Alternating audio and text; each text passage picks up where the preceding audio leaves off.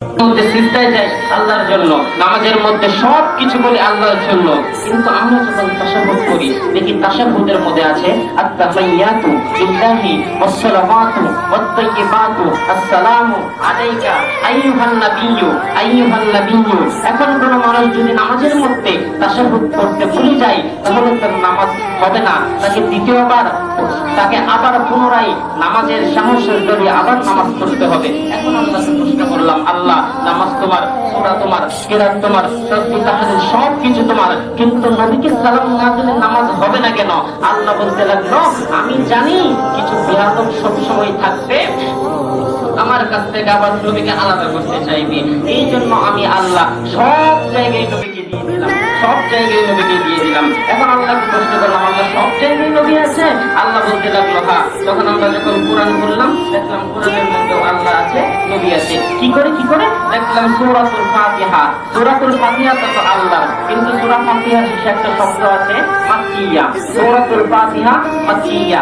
এবং পরের সূরার মধ্যে যখন গেলাম দেখলাম সূরাতুল বাকারা মাদানিয়া, সূরাতুল বাকারা মাদানিয়া। তাহলে মাক্কিয়া আর মাদানিয়া এর মধ্যে পার্থক্য কি? আল্লাহকে যখন বললাম আল্লাহ বলতে লাগলো, তোমরা কি জানো না অন্য নবীর সঙ্গে কি হয়েছিল?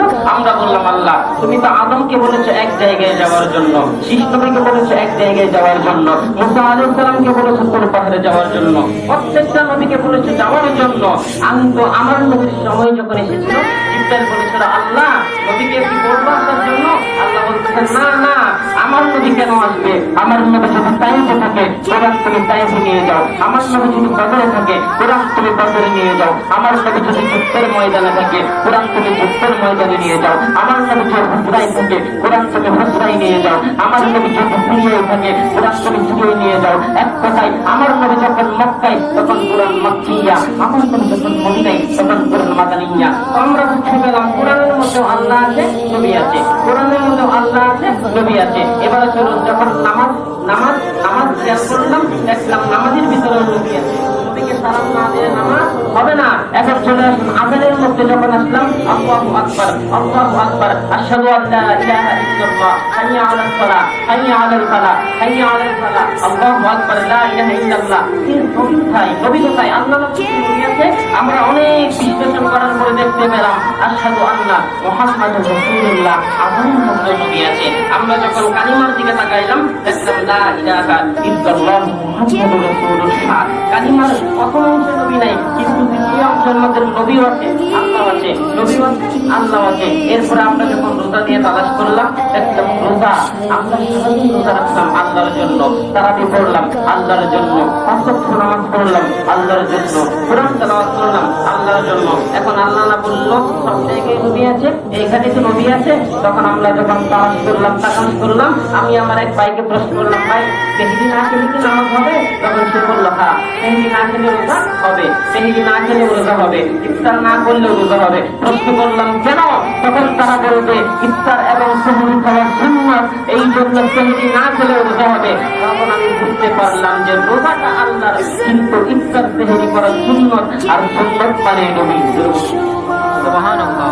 এরপরে আমরা সব দিকে যখন তালাশ করলাম সব জায়গার মধ্যে নবী আছে, সব জায়গার মধ্যে নবী আছে।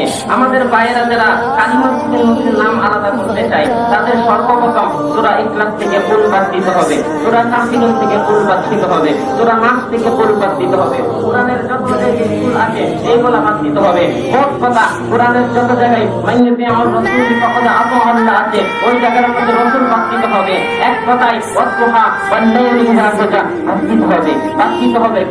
কেন কুল হুয়াল্লাহু আহাদ, এটা অর্থ হচ্ছে হে নবী আপনি বলুন আল্লাহ এক। আল্লাহ চাইলে তো বলতে পারতেন হুয়াল্লাহু আহাদ, আল্লাহ চাইলে হুয়াল্লাহু আহাদ বলতে পারতেন, কিন্তু আল্লাহ কুল লাগিয়ে বলতে লাগলেন ইয়া রাসূলুল্লাহ আপনি বলে দিন। কেননা আমি বলবো না, আপনি বলে দিন, কারণ আপনাকে আমি এখানে রিসালাত হিসেবে রেখে দিলাম। আমি মানুষকে বোঝাতে চাইলাম যে যদিও সূরা ইখলাসটা তাওহীদের সূরা, এইখানে রিসালাত আছে, কুল এইখানে আমার নবীকে আল্লাহ বলতেছে ইয়া রাসূলুল্লাহ আপনি বলুন আমি এক, আপনি বলুন আমি এক, বলুন। তাহলে কোরআনের প্রত্যেকটা জায়গায় নবী আছে। আমরা চাইলেই নবীকে পাঁচ না, মুহাম্মদ রাসূলুল্লাহ এটা শুধু নবী নয়, এখানে আল্লাহ আছে। যদি নবীকে বাদ দিতে হয় তাহলে মুহাম্মদুর রাসূল শুধু এতটুকু বাদ দিয়ে যে আল্লাহ শব্দটা আছে এটা বাদ দিতে হবে। তার মানে আমরা আল্লাহর কাছ থেকে নবীকে কখনো সরাতে পারবো না।